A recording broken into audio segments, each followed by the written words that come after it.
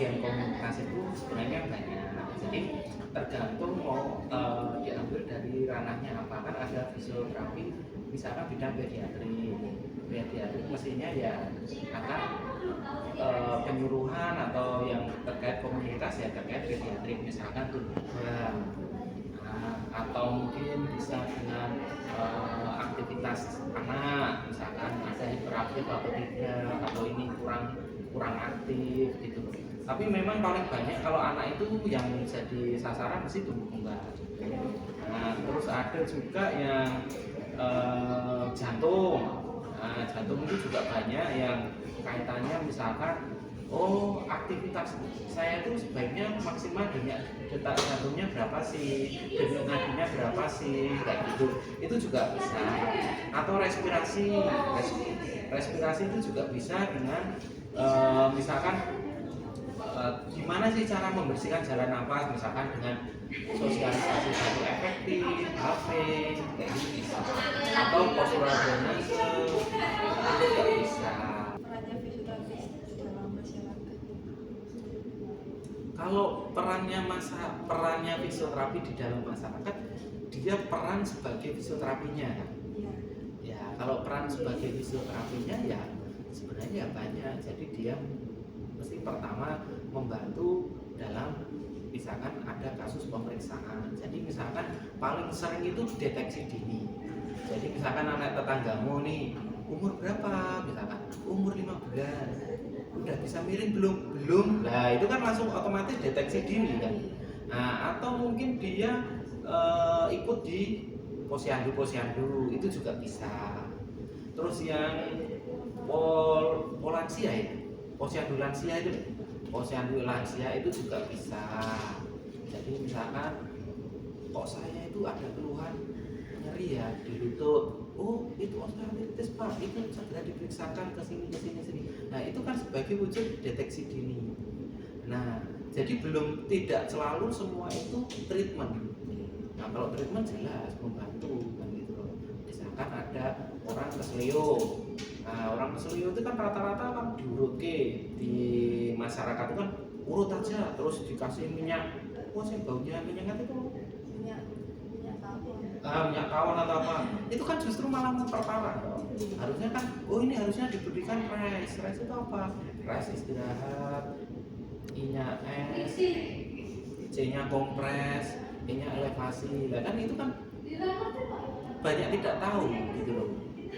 Jadi itu sebenarnya perannya di masyarakat banyak, tergantung dari keaktifan fisioterapinya di masyarakat. Apa saja tantangan utama yang Pak Iwan hadapi dalam memberikan layanan fisioterapi ke masyarakat? Ya paling banyak tantangannya ya. Tantangannya itu adalah terlanjur budaya. Jadi budaya. Contohnya misalkan ya pasien itu keselio atau apa itu kan budayanya mesti dikasih kompres hangat diurut dibawa ke sangkal putung atau pengobatan alternatif yang lain yang sebenarnya kontraindikasi dengan kasus itu secara medis. Nah sebenarnya itu, jadi kalau kita itu mengasih tahu kadang-kadang pasien itu enggak mau gitu loh. Ngapain harus dibawa ke rumah sakit? Dibawa aja ke dukun pijet atau dukun bayi kayak gitu kan.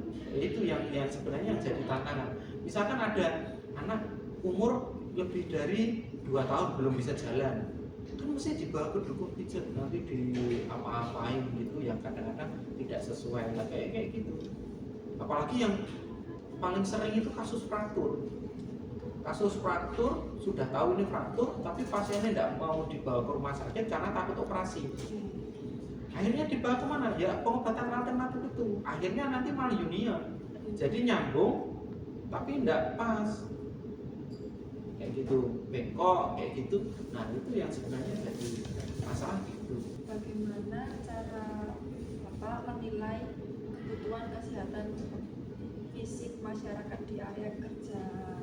Ya kalau menurut saya ya tetap butuh ya, karena kalau di sini kan bidangnya kan fisioterapi,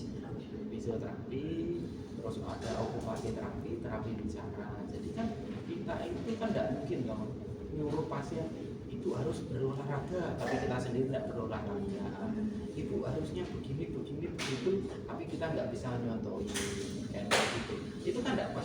Ibu sebenarnya berat badannya dikurangi tapi saya sendiri gemuk, kan ya tidak bisa. Nah makanya kebutuhan untuk aktivitas fisik di lingkungan kerja itu terutama di fisioterapi itu penting gitu. Jadi gimana caranya kalian itu menerapi orang yang sakit sedangkan kalian sendiri sakit? Ya misalkan dokter jantung mengobati pasien jantung tapi dia juga sakit jantung. Nah, terus gimana? Dokter saraf mengobati pasien stroke tapi dia sendiri stroke. Nah, kayak fisioterapi juga sama. Fisioterapi nangani osteoartritis tapi dia juga osteoartritis. Kan ya enggak bagus gitu loh. Ya, makanya ya harus, jadi selain kita bekerja ya mestinya juga ada aktivitas fisik kayak olahraga rutin. Bagaimana Bapak berkolaborasi dengan tenaga medis lainnya untuk memastikan perawatan bagi pasien? Jadi kalau pola memang sekarang itu eranya era bukan dokter sentris atau bukan tenaga kesehatan sesuatu sentris ya, itu sekarang pasien sentris. Jadi eranya itu dulu itu kan selalu dokter itu adalah jadi leader. Sekarang itu yang jadi pusatnya itu sebenarnya sudah masuk di era pasiennya yang utama. Jadi tidak peduli siapa yang mau berperan duluan, yang penting adalah kesembuhan itu untuk pasien, keselamatan untuk pasien. Jadi kalau dulu kan semua yang menentukan dokter. Jadi kayak di rumah sakit itu ada, jadi misalkan ini adalah pasien yang sulit ditangani karena penyakitnya banyak atau komplikasinya banyak, itu bisa nanti diadakan diskusi nanti ini baiknya seperti apa, jadi ada dokter, ada terapis, ada petugas sosial atau promosi kesehatan, humas dan lain-lain. Nah itu dari dokter juga tidak cuma dokter satu jadi ya, misalkan ini pasien stroke misalkan, itu tidak selalu melulu dokter saraf yang selalu di situ. Kadang-kadang ada riwayatnya jantung, ini memberi masukan, oh ini kalau stroke jangan dipakai latihan jalan keras-keras karena ini punya riwayat jantung. Nah, kayak itu kan itu saling. Nah, kalau di fisioterapi itu biasanya adalah kasus-kasus yang sifatnya keluhan terhadap aktivitas kita, itu biasanya dimintain masukan. Jadi gimana nih untuk aktivitasnya, apakah dengan pasien dengan misalkan riwayat gula tinggi, oh tapi ini dengan harus ketergantungan dengan insulin, itu gimana latihannya? Nah, kita kan biasanya oh gini dong, mau insulinnya jam berapa? Nah, oh jam 8 pagi, maka kita mulai latihannya adalah setelah jam 10, setelah 2 jam kayak gitu. Itu contoh-contoh gampangnya begitu. Jadi sekarang itu eranya bukan dokter. Jadi maksudnya dokter ya penting, tapi tidak selalu dokter gitu. Bagaimana Bapak menilai keberhasilan program fisioterapi yang ditunjukkan untuk program fisioterapi? Kalau dikatakan berhasil atau tidak itu parameternya apa dulu? Jadi kalau parameternya itu dari sudut pandang medis, jadi misalkan nih orang stroke itu parameternya adalah oh dengan begini nanti harapannya bisa apa, misalkan oh ini maksimal bisa jalan, maka dilatih gimana caranya dia bisa jalan. Oh ini hanya maksimal bisa duduk aja, tidak mungkin bisa jalan, ya sudah gimana caranya dia bisa duduk. Kalau itu parameternya medis kan ada prognosisnya. Iya, prognosis. Jadi ini kan dengan kondisi seperti ini bisa duduk aja sudah, alhamdulillah kan gitu. Ada yang begitu kan, karena memang kekuatan ototnya flaccid semua, terus tidak respon kayak gitu, ini duduk aja sudah, alhamdulillah gitu. Tapi ada juga parameter lain itu kan parameter dari pasien. Harapan pasien itu kan selalu sembuh sempurna. Nah, makanya mau yang diambil itu kepuasan itu mau dari mana? Kalau dia dari medis, itu kan realistis ya. Misalkan, oh ini operasi sudah sekian kali, apakah bisa sembuh total? Ya tidak bisa, kan gitu toh. Tapi kan harapan pasiennya selalu di benaknya itu, saya pokoknya bisa sembuh total. Tapi kan tidak semua bisa begitu. Kalau dari segi kepuasan pasien itu paling sulit. Tapi kalau home care itu biasanya lebih private gitu, ya gitu. Dirawat inap itu sebenarnya kita bisa rutin. Tapi kan di sini perawatan paling ya cuma seminggu, 3 hari, 5 hari, dan pulang. Setelah itu kan kita nggak bisa nerusin. Nah, jadi memang kalau di rumah sakit kalau mau ideal belum bisa ya. Apakah Bapak memiliki ide untuk kegiatan pengabdian ke masyarakat dan yang ingin Bapak laksanakan di rumah sakit bersama fisioterapis? Sebenarnya kalau ide itu banyak, idenya banyak. Cuma mau aplikasinya itu yang sulit sebenarnya. Jadi kalau mau ke masyarakat itu kan pengetahuan tentang apa pediatri, tumbuh kembang, muskuloskeletal, neuromuskular, kardiorespirasi, pediatri itu banyak. Jadi kalau idenya ya, ide itu kembali ke dari peminatan. Misalnya peminatannya apa? Nah, pediatri itu kan misalkan nih yang sepele aja itu kan dari misalkan cara menggendong, ya cara menggendong itu kan sebenarnya sudah sepele tapi bermakna. Kadang-kadang orang tua itu kan nggak tahu cara menggendong, akhirnya dia CTS, frozen shoulder, terus bayinya juga nggak nyaman, akhirnya mempengaruhi pertumbuhan. Nah itu kan sebenarnya sepele cara menggendong, tumbuh kembang. Jadi kan misalkan, oh kalau umur 3 bulan itu harusnya sudah mulai miring kanan miring kiri, syukur-syukur bisa tengkurap. 5 bulan, 6 bulan itu sudah mulai berguling, terus nanti 7 bulan, 8 bulan mulai duduk, 9 bulan nanti sudah mulai merangkak-rangkak, 1 tahun mulai berjalan berdiri, 1,5 tahun kalau belum bisa berdiri, belum bisa berjalan maka terlambat harus sudah bisa. Nah itu kan sebenarnya banyak. Jadi misal itu baru dari skala saya sebenarnya itu neuromuskuloskeletal. Tapi tidak boleh nulis 2, tidak boleh, nulisnya harus 1. Maka saya ambil yang paling mudah bagi saya itu muskuloskeletal. Termasuk sport itu juga biomekanik. Pentingnya di biomekanik. Makanya saya di sport itu saja nih ya tidak mahir, cuma kan ya tidak kaget aja. Cuma bedanya kalau sport itu atlet itu kan butuh ekstrim. Kalau yang di rumah sakit kan tidak perlu ekstrim. Ya. Porsinya beda, dosisnya beda. Apa saran Bapak bagi individu atau kelompok untuk mencegah cedera fisik atau mempertahankan kesehatan fisik yang baik? Mempertahankan dulu atau mencegah dulu?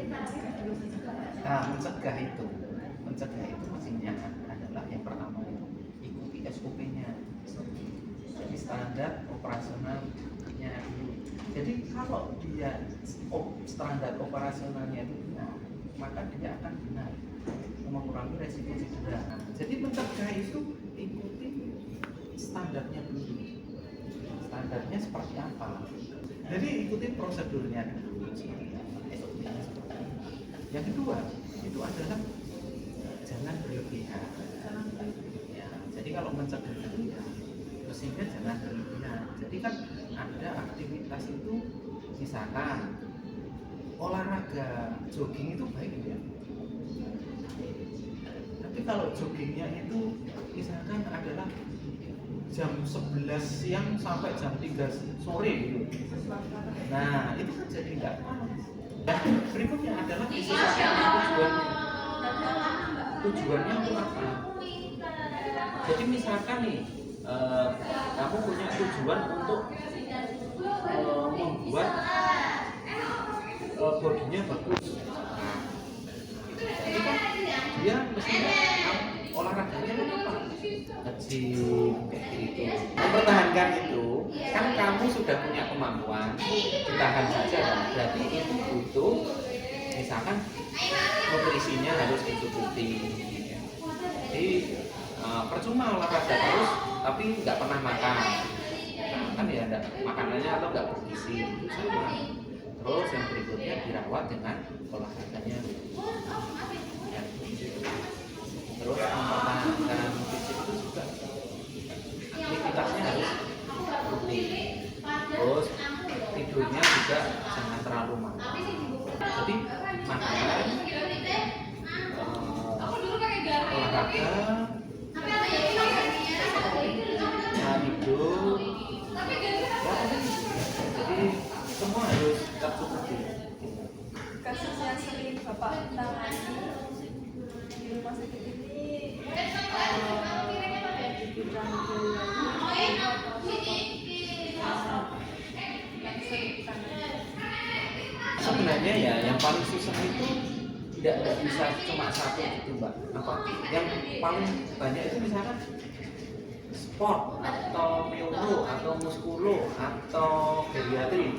Lah gimana kalau dia itu osteoartritis itu kan masuknya muskulo, tapi orang tua. Gimana? Dihitungnya apa tuh?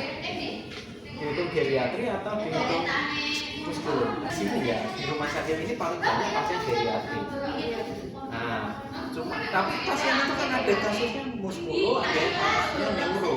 Tidak semua, ada yang neuro dan muskulo jadi satu.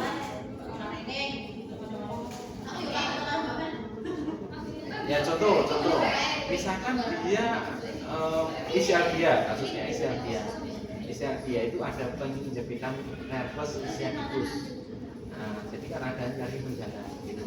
Kan kalau sarafnya terganggu terus dia sudah sakitnya kayak gitu bertahun-tahun atau bahkan puluhan tahun, muskuloskeletalnya juga itu sebenarnya agak susah. Ini jadinya kasusnya neuromuskulo gitu loh. Kalau neuro itu dia persarafan, jadi cuma ada kasus neuro itu sebenarnya kalau dikelompokkan cuma ada dua, motoris sama sensoris. Jadi yang sensoris itu misalkan ada debar-debar, kesemutan, atau tidak terasa, kayak gitu loh. Sama motoris, jadi kelumpuhan, kayak gitu. Tapi ternyata ada yang lain. Nah, penyebabnya apa? Oh ini vertebranya penyempit, HMP, nah, itu kan ada muskulnya ya, skeletalnya kan. Jadi sebenarnya tidak bisa kasus itu dipukul rata kayak gitu. Ada beberapa kasus itu yang tidak spesifik. Sport injury ya, atau sport ya, kasus sport ya. Sport itu misalkan nih, sprain ankle. Kalau yang kena atlet basket itu masuk sport atau masuk muskulo? Sprain ankle atlet basket itu masuknya sport atau muskulo kasusnya? Nah, semua sepakat pasti sport. Tapi masalahnya kalau sprain ankle yang kena supir beca. Yang jadi problem itu di situ. Jadi selama ini itu orang mengelompokkan itu kan kasus kardio itu kalau yang rusak jantungnya, yang bermasalah jantungnya. Respirasi yang rusak adalah saluran nafas atau paru-parunya. Muskuloskeletal yang bermasalah adalah muskuloskeletalnya. Neuro yang bermasalah sarafnya kan kayak gitu. Tapi kalau sport itu kan dia subjeknya, orangnya, bukan kasusnya kan, yang dinilai bukan kasusnya. Kasusnya LBP, tapi menyerang bulu tangkis, pemain bulu tangkis, jadi sport. Tapi LBP yang kuli bangunan itu maksudnya muskulo. Nah itu kan diskriminasi. Jadi itu sebenarnya yang menurut saya akan itu sport itu masuk subjek. Tapi sebenarnya tidak gitu. Jadi sebenarnya yang pas itu yang membedakan antara sport dan muskulum itu adalah kalau misalkan nih kulit bangunan LPP, dia kan tujuannya, goalnya itu sampai dia tidak nyeri atau bisa beraktivitas menjadi kulit bangunan kembali. Tapi kalau yang khusus sport itu tujuannya itu meningkat. Kemarin misalkan dia badminton, kekuatan smashnya misalkan 80, karena LBP jadi 60. Tapi karena kasus sport itu tidak selesai dikembalikan di 80 kemampuannya. Jadi dia harus gimana caranya lebih dari itu jadi 100, jadi 120. Pemulihan pasca cedera atlet itu dia itu dituntut lebih daripada normalnya. Yang membedakan sebenarnya itu. Kalau yang kena supir beca, yang penting dia bisa ngayuh beca lagi kan tidak masalah. Tapi kalau atlet, masa ya cuma sampai kecepatan misalkan sepedanya rata-rata misalkan 30 km per jam, ya kan dia harus naik. Jadi cuma membedakan itu.